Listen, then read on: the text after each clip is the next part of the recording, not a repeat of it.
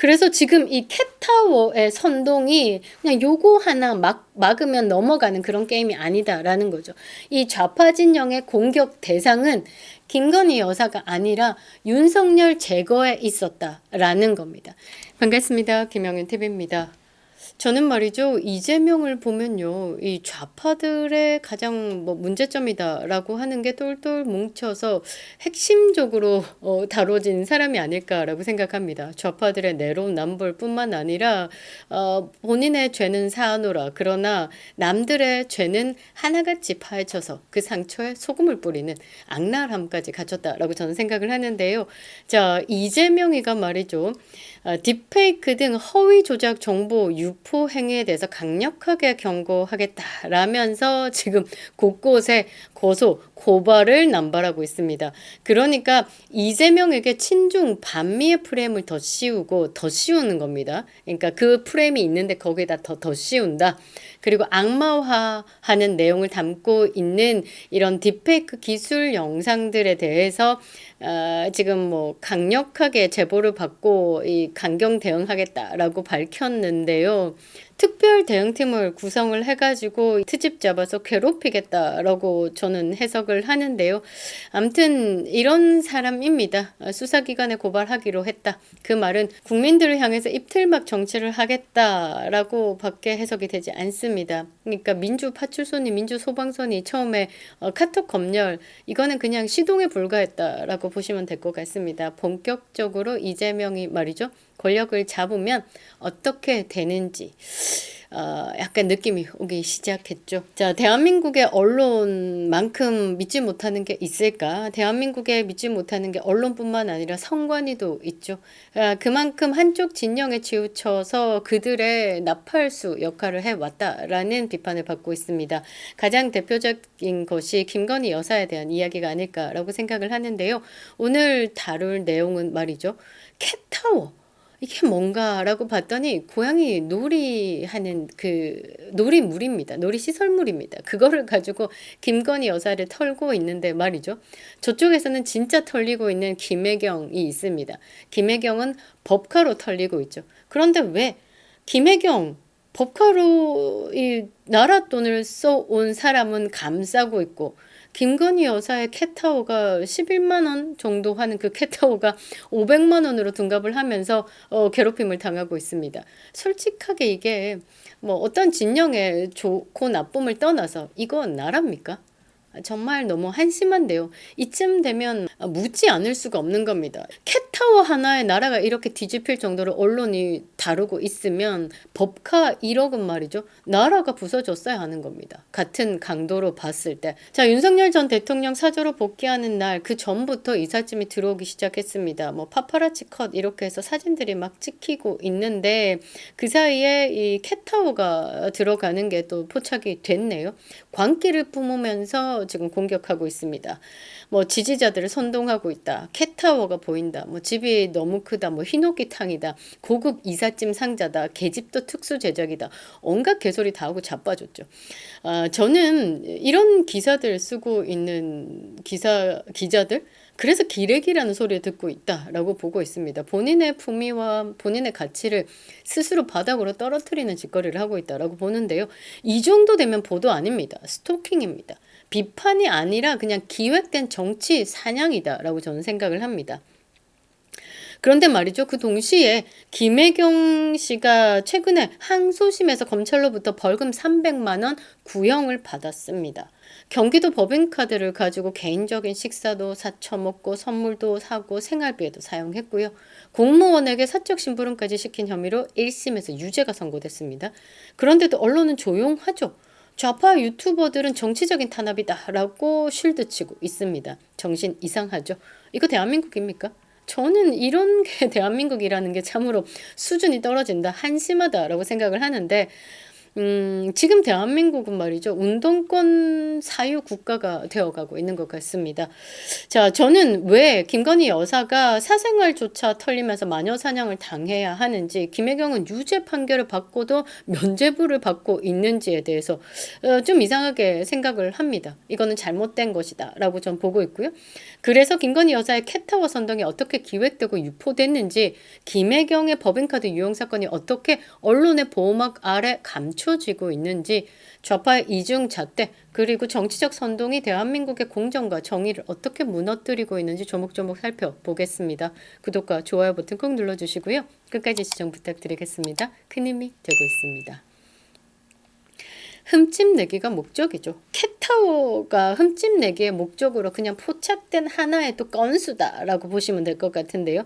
김건희 여사와 윤석열 대통령의 사저 복귀 날, 이제 그들은 초라하게 복귀하고 입주민들이 반기지 않고 막 이런 그림을 생각했었을 겁니다. 그런데 웬걸 입주민들은 환영을 했죠. 왜냐? 윤석열의 정신이 무엇인지를 이제 알게 된 국민의 하나의 입장으로 환영을 하게 되는 거였습니다. 윤 어게인을 외쳤죠. 자, 지지자들에게 감사합니다 하면서 한 분 한 분 손을 따뜻하게 잡아줬고요. 너무 감사하다, 너무 고맙다, 앞으로 할 일 많다라고 도닥였습니다. 그렇게 지금 떠다니는 영상들이 고작 해봤자 20초 정도 분량이죠. 그런데 이 좌파 커뮤니티들은 미친 듯이 달려들었습니다. 뭐 카퍼레이드 하냐, 정치 선동하냐, 캣타워가 포착됐다. 그러니까 특권 프레임을 만드는 겁니다. 고급 이삿짐 상자가 도착했다. 이삿짐 똑같은 이삿짐을 썼는데 말이죠.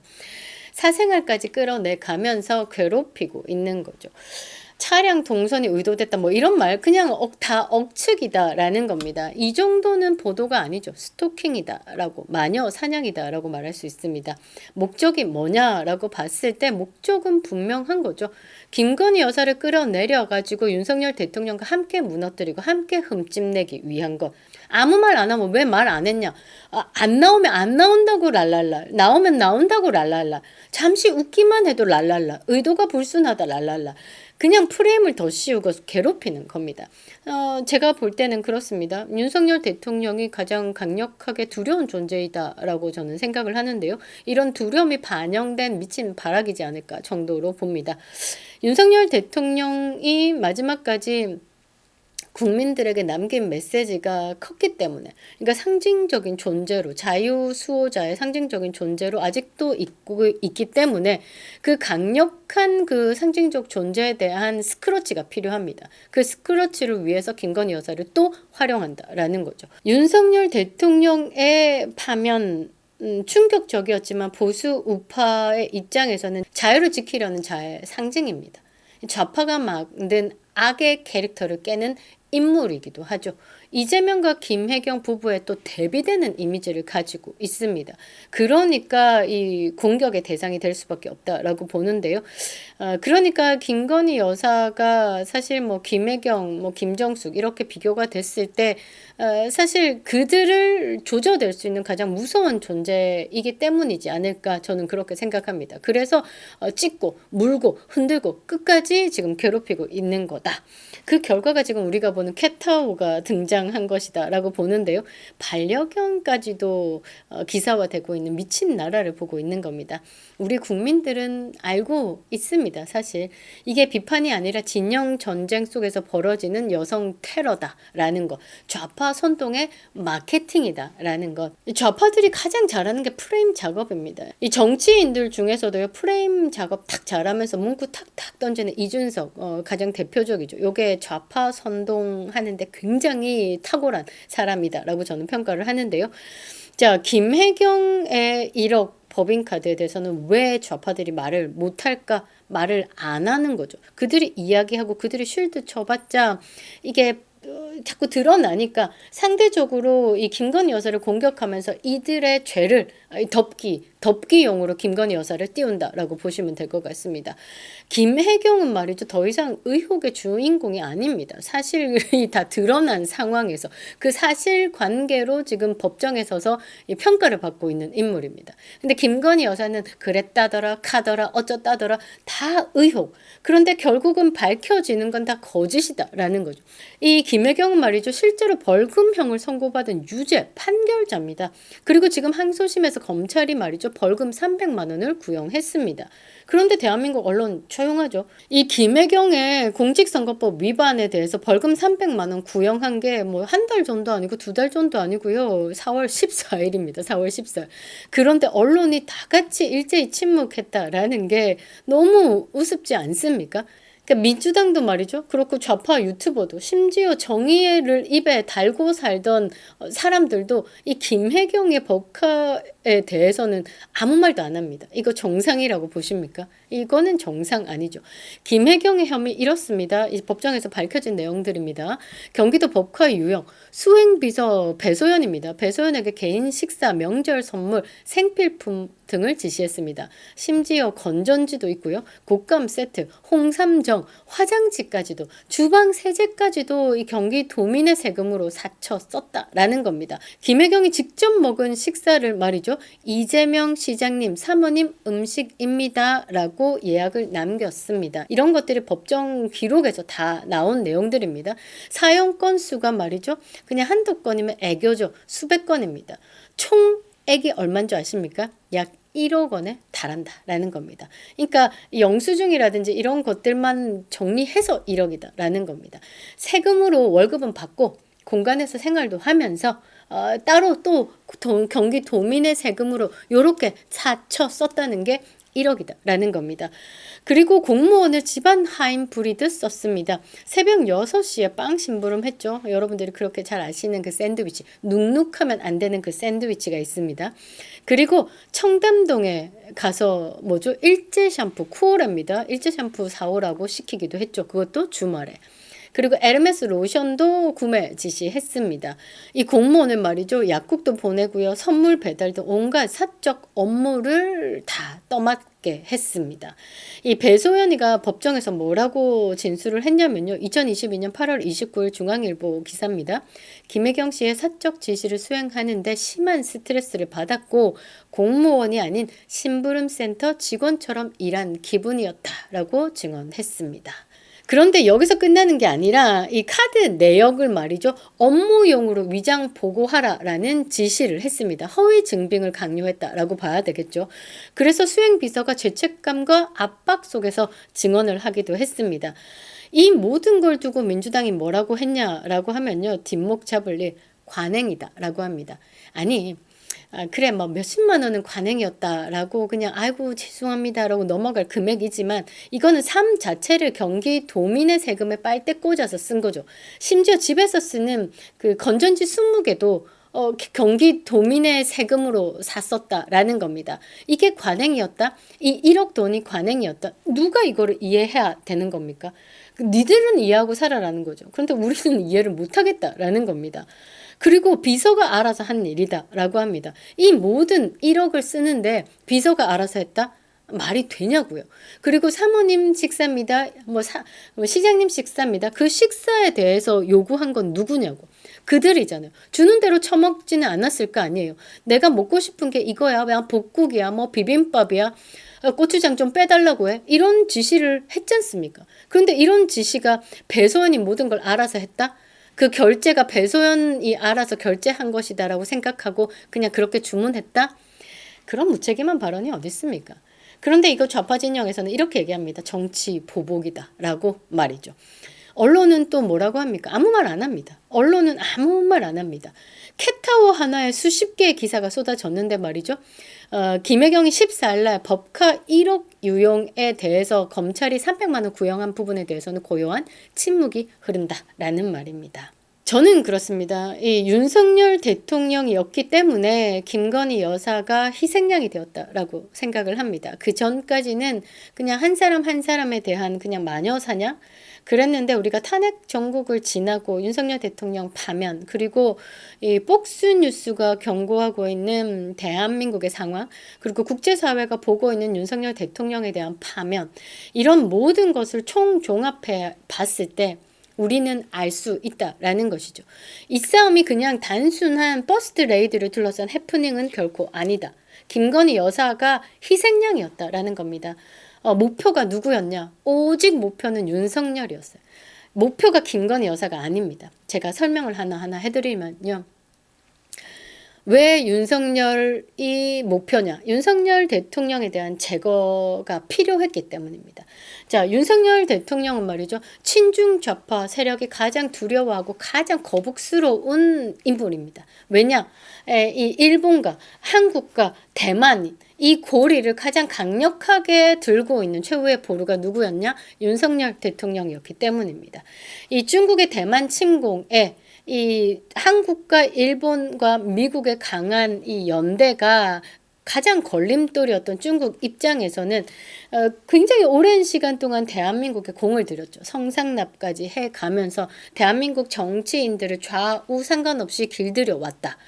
그래서 아주 친중 정책들을 펼쳐내고, 윤석열 대통령은 이 정권이 딱 들어오고 난 다음에 한미동맹을 강화했습니다. 그리고 대만 침공에 대해서 공개적으로 반대했습니다. 힘에 의한 형상 변경에 대해서는 반대한다. 그 말은 굉장히 고급스럽게 이야기했지만 중국의 대만 침공은 결코 있을 수 없어 대한민국이 어떤 위치에 있건 움직일 것이야 라는 것을 표명했다라고 보시면 됩니다.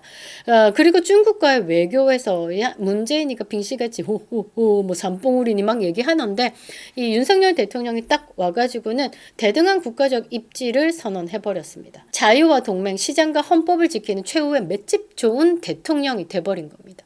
그러니까 이제 북한과 중국, 종북 좌파 운동권, 심지어 내부에, 그러니까 국민의힘에도 내부의 기회주의자들까지 달려들어서 윤석열 대통령을 괴롭히게 된 거죠. 그러니까 이쪽 그림은 굉장히 컸던 거예요. 문재인 정권 이후에 이 다시 좌파 정권이 들어와서는 이 완벽히 국가 장악에 대한 마지막 퍼즐을 딱 맞추고 있는데, 윤석열 대통령이 딱 와가지고는 그거를 다 헤집어 버리니까 가장 강력한 제거의 대상이 된 거죠.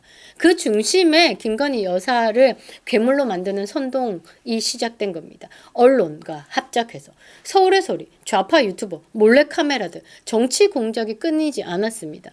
북한 간첩 이다라고 막 이렇게 이야기를 할 정도로 북한과 매우 밀접한 관계가 있었던 사람이 서울의 소리와 함께 정치적으로 몰래카메라로 공작을 펼쳐내기도 했고요. 끈질기게 김건희 여사를 따라다니면서 마지막까지 캣타워까지 사진을 찍고 테러를 자행한 겁니다. 그런데 이게 언론이 말이죠. 그걸 감시가 아니라 보도다라고 부르면서, 그러니까 우리는 기억을 해야 되는 게 뭐냐면 더 이상 그러면 안 된다라는 거죠. 이 싸움이 김건희 여사의 악마화에 뭐 차단한다 이런 싸움이 아니다라는 거죠. 윤석열 대통령을 지키는 일은 자유와 정의 그리고 대한민국을 지키는 일로 우리가 전체적으로 쉴드를 쳐야 된다라는 겁니다. 지금도 2030이 윤 어게인을 외치고 있죠. 이건 굉장히 자발적입니다. 대한민국의 자유를 지키기 위한 그 윤석열 대통령의 고독한 투쟁을 기억하는 우리가 지금 윤 어게인으로 다시 깨어나고 있는 겁니다. 그래서 지금 이 캣타워의 선동이 그냥 요거 하나 막으면 넘어가는 그런 게임이 아니다라는 거죠. 이 좌파 진영의 공격 대상은 김건희 여사가 아니라 윤석열 제거에 있었다라는 겁니다. 지금 아마 조금 잠잠해졌을 겁니다. 왜? 윤 어게인이 전국적으로 펴져가고 있는 상황에서 이 자발적인 시민 참여와 자발적인 시민의 봉기가 굉장히 두려운 거거든요. 그러니까 지금 언론도 잠시 잦아들고 있는 겁니다. 이 강력한 파워가 6월 3일 전에 응집으로 일어날까봐 좌파 진영은 굉장히 몸을 사리고 있다라는 겁니다. 이럴수록 우리는 어떻게 굉장히 똑똑하게 반응을 해야 된다라는 것이죠. 윤석열 대통령의 고독한 투쟁을 기억하는 우리는 끝까지 윤 어게인을 외칠 수밖에 없는 겁니다. 자유는 한번 잃어버리면 끝나기 때문이죠. 왜곡 없는 좋은 방송으로 자유, 우파의 가치를 지켜가겠습니다. 그립다 윤석열, 김영유 TV였습니다.